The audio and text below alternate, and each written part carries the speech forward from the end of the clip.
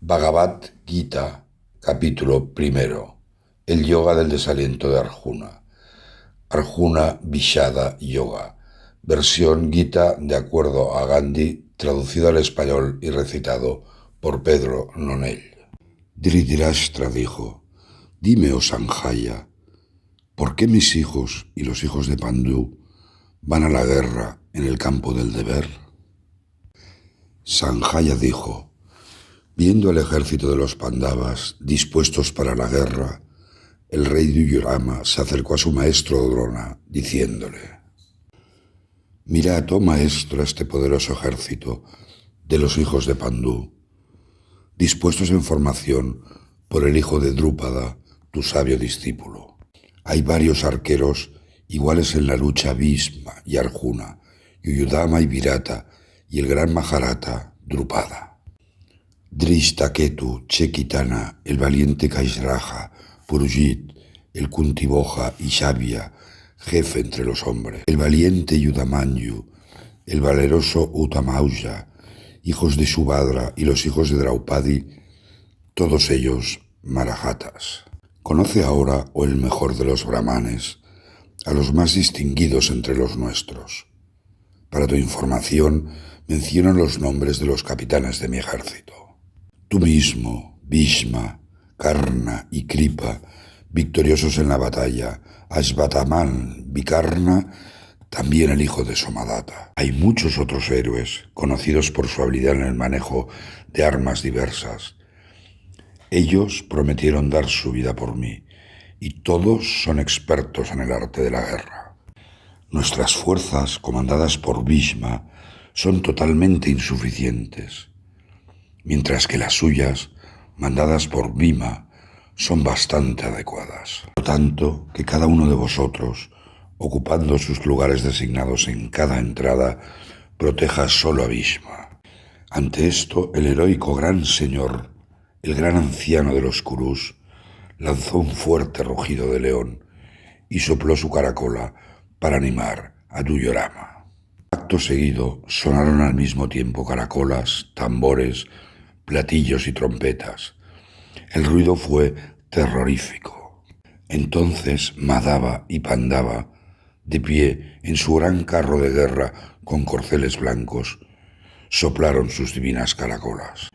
Rishikesha sopló la caracola Panchanjaya y Dhananjaya la Devadatta, mientras que Bhima, el de los temibles actos terroríficos, hizo sonar su gran caracola Paundra. El rey Yudhirasthara, hijo de Kunti, sopló Ananta Vijaya, y Nakula y Sahadeva a sus caracolas, Sugosha y Manipushpaka.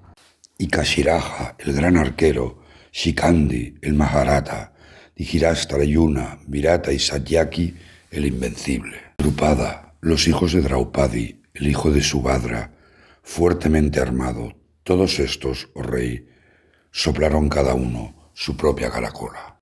Aquel aterrador tumulto, haciendo resonar tierra y cielo, desgarró los corazones de los hijos de Dhritarashtra. Entonces, oh rey, el Pandava, con su emblema de monos, al ver a los hijos de Dhritarashtra preparados y el vuelo de las flechas a punto de comenzar, tomó su arco y habló así a Krishna: Sitúa mi carro entre los dos ejércitos, oh Achyuta.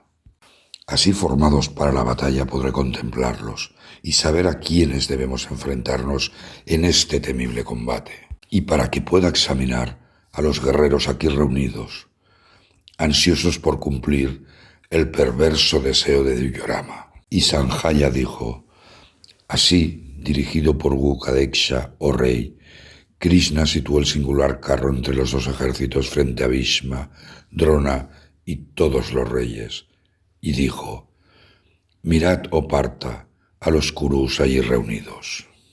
Entonces Partha vio allí de pie en ambos ejércitos a abuelos, antepasados, consejeros, tíos, hermanos, hijos, nietos, camaradas, suegros y amigos.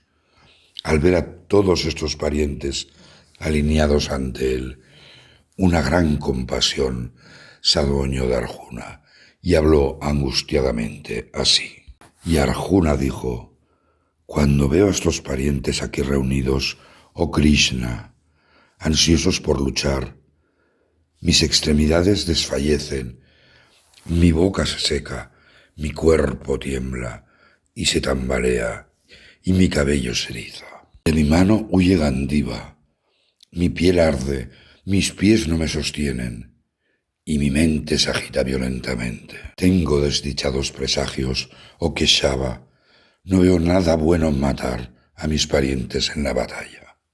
No busco ni la victoria, ni el poder, ni los placeres terrenales. ¿De qué nos sirve, oh Govinda, el poder terrenal, los placeres mundanos e incluso la vida?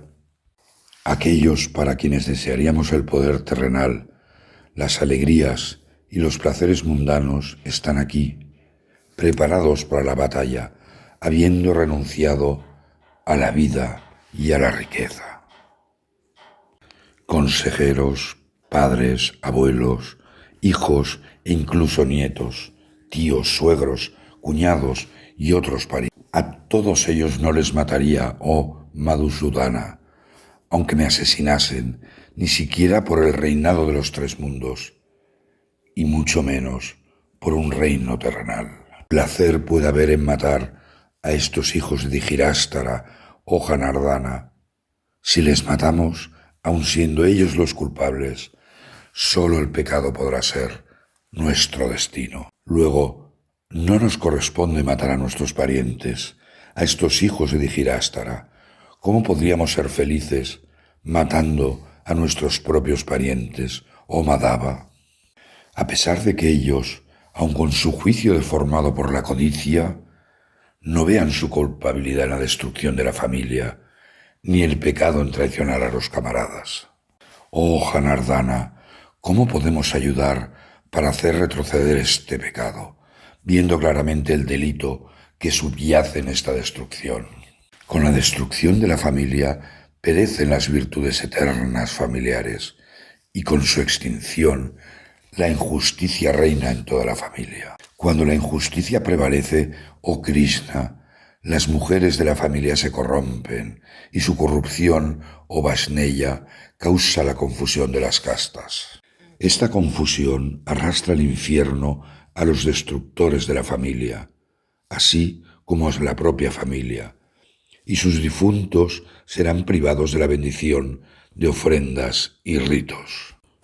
Por los pecados de los destructores de las familias, que genera la confusión de las castas, las virtudes eternas, tribales y familiares desaparecen. Porque así nos lo han transmitido, oh Janardana, que los hombres cuyas virtudes familiares han sido arruinadas, están condenados a morar en el infierno. ¿Qué pecado más atroz estamos a punto de cometer? Estamos preparados para matar a nuestros parientes y amigos solo por la codicia del poder terrenal. Más feliz sería si los hijos de Dhritarashtra, armas en mano, me abatieran en el campo de la batalla, sin ofrecer resistencia y desarmado. Y Sanjaya dijo: así habló Arjuna en el campo de batalla, y dejando caer su arco y sus flechas, se desplomó en el asiento de su carro, abrumado por la angustia. Así termina el primer capítulo, titulado El Yoga del Desaliento de Arjuna, Arjuna Vishada Yoga, en el diálogo entre el Señor Krishna y Arjuna, sobre la ciencia del yoga como parte del conocimiento de Brahman en el Upanishad llamado Bhagavad Gita.